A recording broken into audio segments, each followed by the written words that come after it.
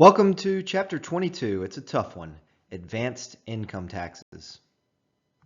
Chapter 22 really is a culmination of the content that we've covered so far in this book. It's impossible to fully understand how income taxes work if you don't have a good grip on tax shelters, investment taxes and brokerage accounts, health insurance, and really everything we've covered up to this point. And as such, we've oversimplified. Way back in Chapter 3, when we went through the basics of income taxes, I kept things very simple. I ignored things like the standard deduction and tax credits, and all of that will be covered in this chapter. The good news is that we've overstated income taxes. As you will learn in this chapter, the income taxes that you will pay will actually be less than I've led you on to believe so far. And as such, that could also affect your capital gains taxes.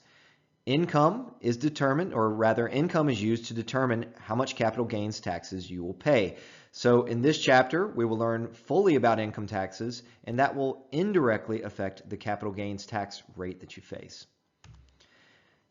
Throughout this chapter, we will go through these 7 distinct steps. 7 steps to get to the final calculation for income taxes. It's a lengthy and very much rules-based process, and you're going to have to study hard to understand all the steps. Step 1 is relatively simple. We will simply solve for our total income. And this process is basically just adding up everything that could count as income. That would be employment income, so regular salaried income, any earnings you have from a rental property, investment account earnings in a brokerage account, and that includes, confusingly, both income and capital gains. So of course, capital gains are taxed using a separate bracket, but in the income tax process, we include capital gains. So when you sell stock that you've held for over a year in a brokerage account, yeah, that's capital gains, but it gets included in total income, and you will eventually see why that needs to be the case. Importantly, in step 1, you are simply adding things up. There should be no subtractions. For example, if you have a rental property, the rental income you generate is taxed as income, of course. And eventually, you will subtract things like rental expenses, such as mortgage interest. But the subtractions don't happen here. In step 1, you are merely adding everything up. Once we've solved for total income, we move on to step 2, which I call gross income. That's a bit of a misnomer. That's a bit of a term that I'm choosing to use simply because I find it the easiest way to teach this information. In this step, gross income is solved by taking our total income from step 1 and subtracting relevant paycheck deductions. These would be paycheck deductions that you choose to make that influence your income taxes. For example, contributions to traditional accounts like 401ks, 401as, 403bs, and 457bs. If you contribute $10,000 to a traditional 401k, that comes directly out of your paycheck, and so it is immediately included in your income tax calculations. On the other hand, if you contribute to a Roth account, like a Roth 401k, that is a paycheck deduction, but it's not relevant to income taxes because it does not impact income taxes. The only traditional contribution that does not show up here is traditional IRA contributions, and this should help you understand what is included in paycheck deductions. When you put money into a traditional IRA, you do so typically from a checking account. It's not something that happens with your salary. It's something you can do any point during the year, and the IRS does not know about it until you file your taxes. So traditional IRA contributions will eventually be included in our steps. It's just not in step 2.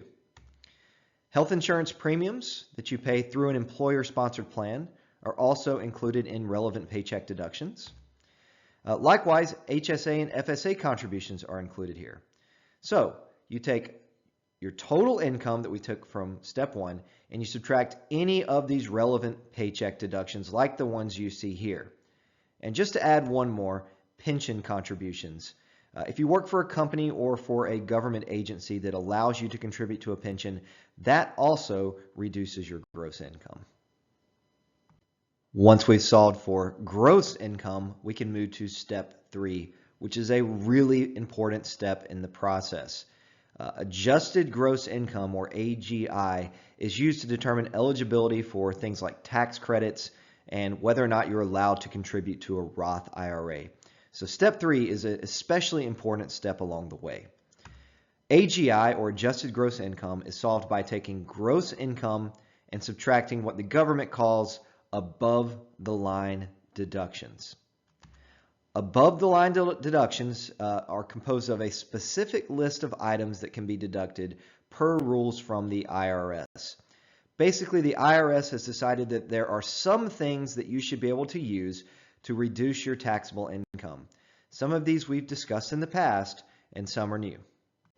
So let's take a look at some of the more common above-the-line deductions, one of which is traditional IRA contributions. As we just discussed a couple of minutes ago, traditional IRA contributions are not paycheck deductions. Rather, you contribute at any point during the year, and the IRS does not know about your traditional IRA contributions until you file. And that is typically the case for above-the-line deductions. These are things that you're inputting into your tax software when you file your taxes. So traditional IRA contributions are one. Health insurance costs can be as well if they are on a non-employer sponsored plan. So if you buy health insurance from someone other than your employer, again, the government does not know about that until you file, so that comes out as an above-the-line deductions. Similarly, self-employment expenses are typically not known by the IRS until you file. So for example, if you have a rental property and you have to repair a broken toilet, repairing that toilet is usually able to be written off as an above-the-line deduction. So if you have a $500 repair, that is going to reduce your taxable income by $500, and that comes out here as an above-the-line deduction. Interestingly, student loan interest payments are also an above-the-line deduction. This is definitely something that is new to us. Keep in mind, however, this is student loan interest payments, not total student loan payments being made. So let's say you have $10,000 in student loan debt at a 5% interest rate. So during the year, you might pay $500 worth of student loan interest. That $500 in student loan interest gets written off as an above-the-line deduction, and you're certainly going to want to make note of that when you file. No one else is going to keep this up to date for you. You need to make sure that you include this information when you file. And in doing so, you will reduce your federal income tax bill. Finally, new to 2026, this is brand new to 2026, up to $1,000 in charitable contributions can be used as an above-the-line deduction. So perhaps you give $400 a year to your church. As long as you have proper documentation for that, you can include that as an above-the-line deduction, and that comes off of your taxable income. If you're married filing jointly, that value doubles, so you can write off up to $2,000 in charitable contributions. Again, this is brand new to 2026. In the past, it was much harder to use charitable contributions to avoid income taxes. Step 4 is probably the most complicated step, and it can also be the most important. This is when we solve for total taxable income. Total taxable income is solved by taking your AGI minus a choice that you must make. You either have to take what is called the standard deduction, or you can choose to itemize. Itemized deduction is a second list of deductions that you are potentially eligible to employ that's offered to you by the federal government. Basically, you can think of it this way. There's a list of things that the government allows you to include as an itemized deduction. You will add up all of those items, and if you have a lot of itemized deductions, that will be the choice you make. On the other hand, if you don't have a lot of potential itemized deductions, you will tell the government, just give me the standard deduction. This is something that's available to everyone, okay? Now, this is going to make more sense when we go through the specific items you can choose to itemize, but let me go ahead and give you a bit of a spoiler here, okay?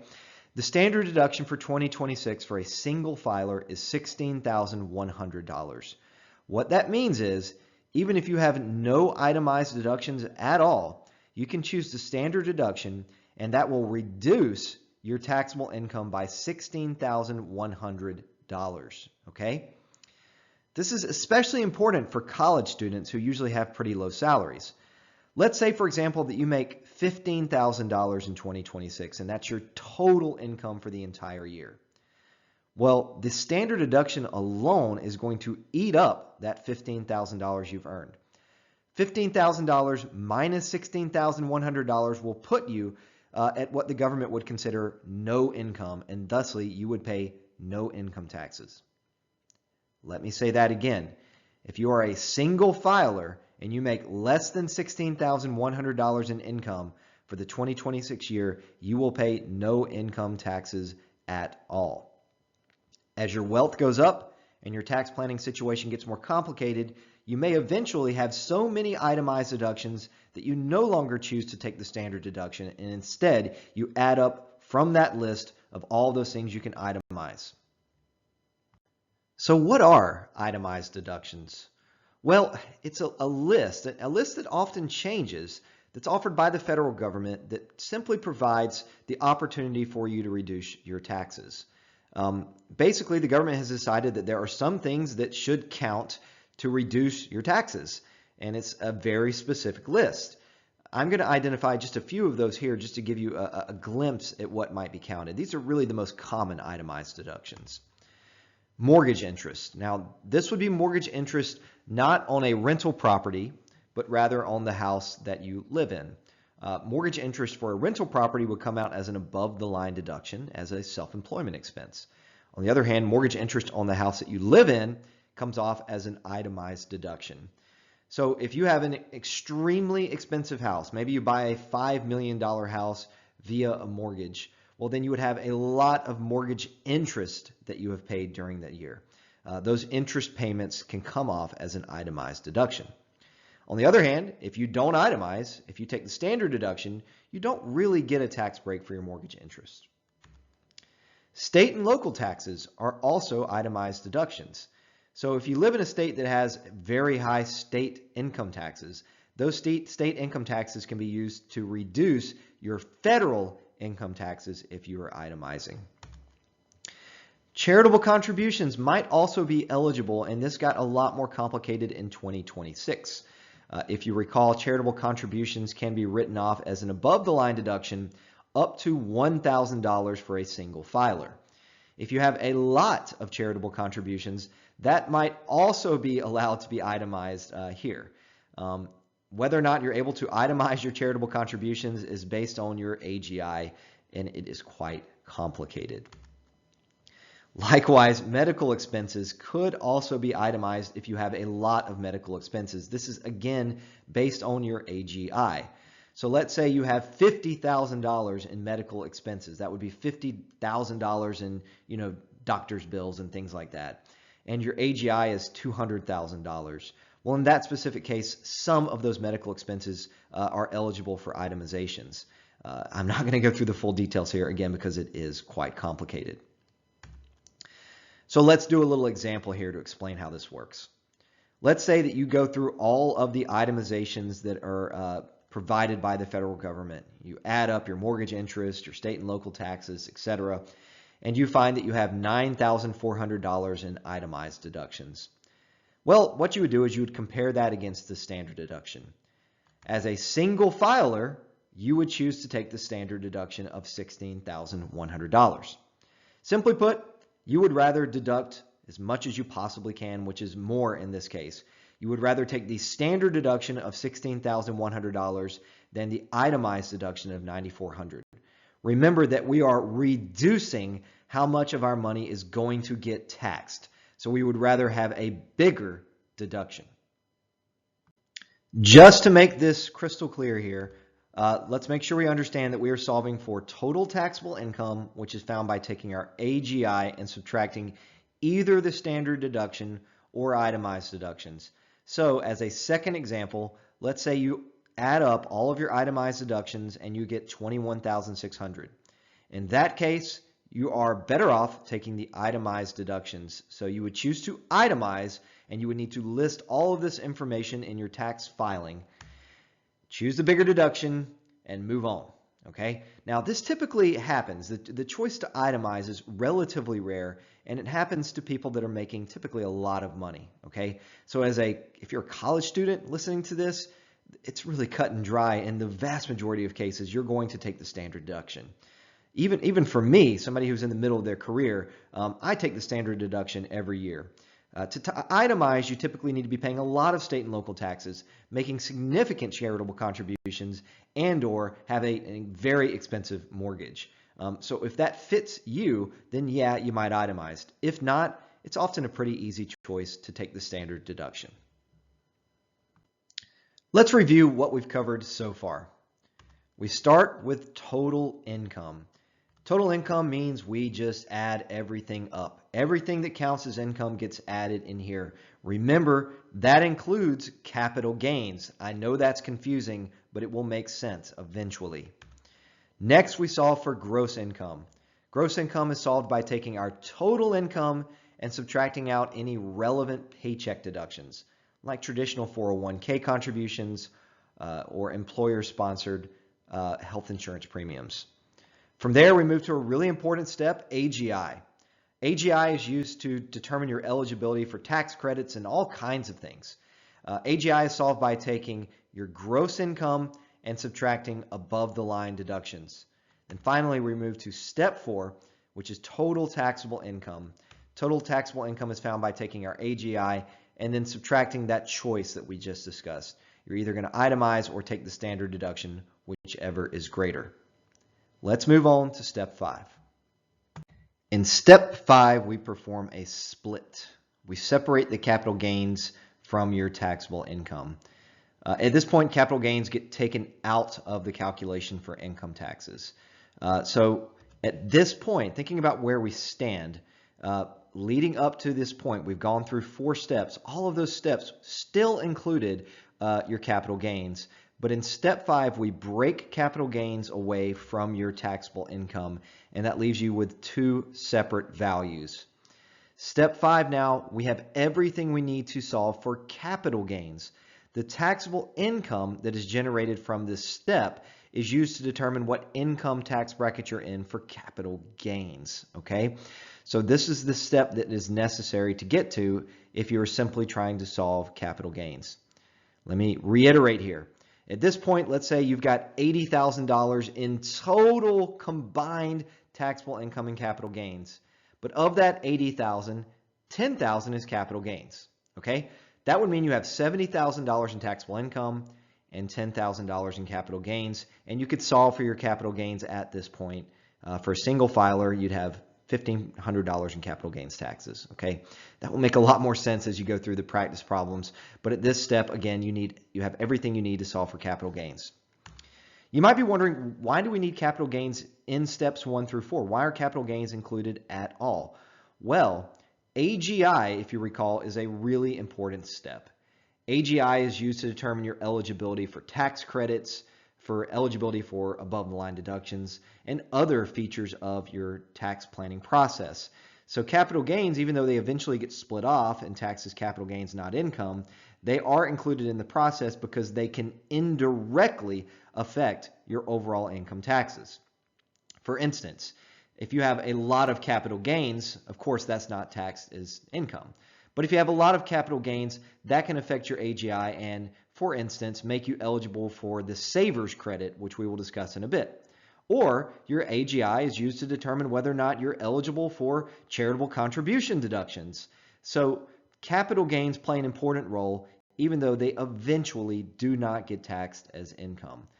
That's definitely a very confusing part of this process. The good news, however, is that we get to step 6, which is an easy one.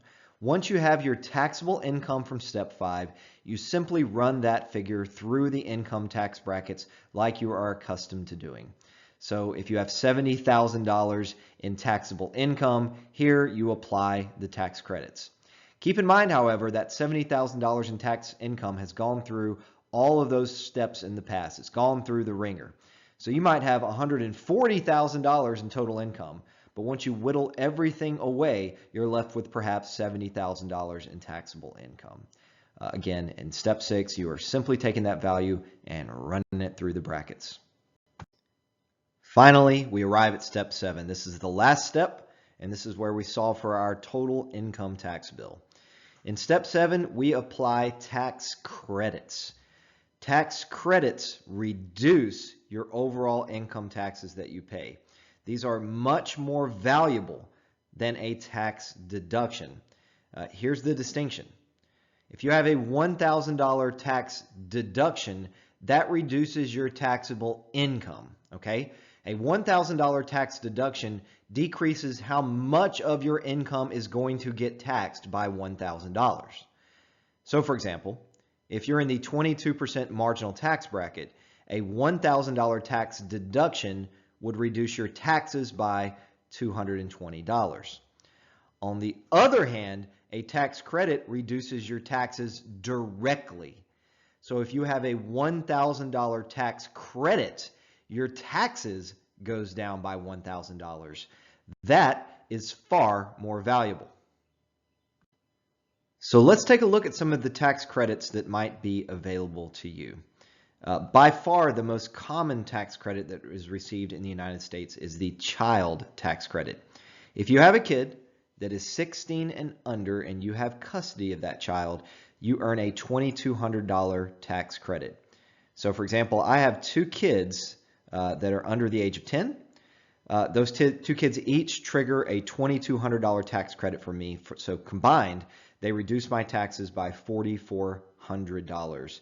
That is obviously very valuable. And of course, when you're filing your taxes, you want to make note of that. There's also something called a child care tax credit that is more complicated. And eligibility for this credit is based on, you guessed it, your AGI. If your AGI is too high, you simply cannot get the child care tax credit.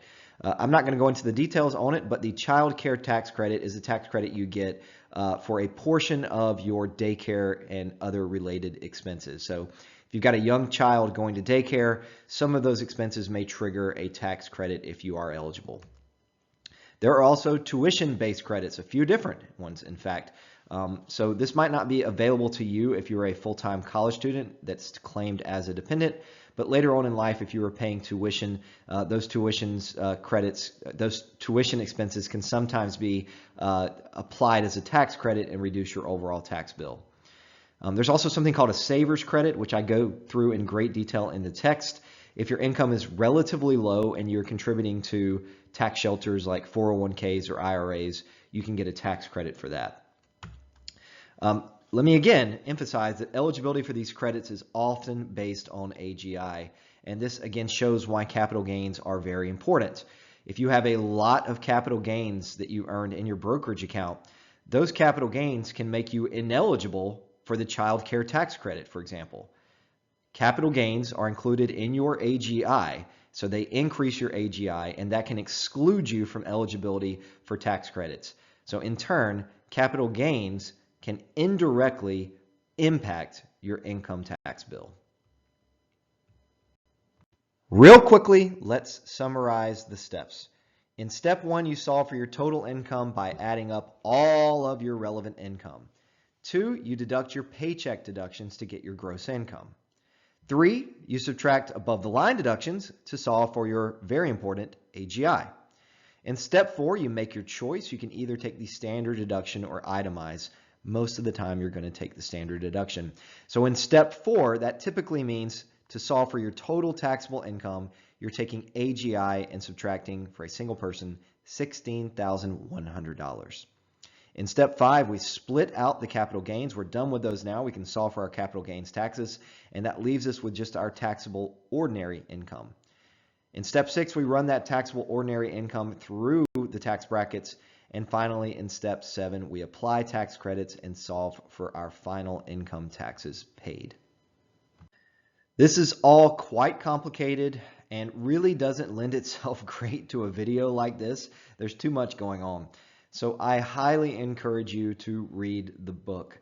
In the book, I have example scenarios where I go through someone's full financial situation to solve for their income taxes. There's also a slew of practice problems. If you need more, let me know. I'm happy to add more. So again, I hope this video was helpful, but it's really just an introduction. You need to read the book to get all of the full details. Good luck. I know this is a tough chapter.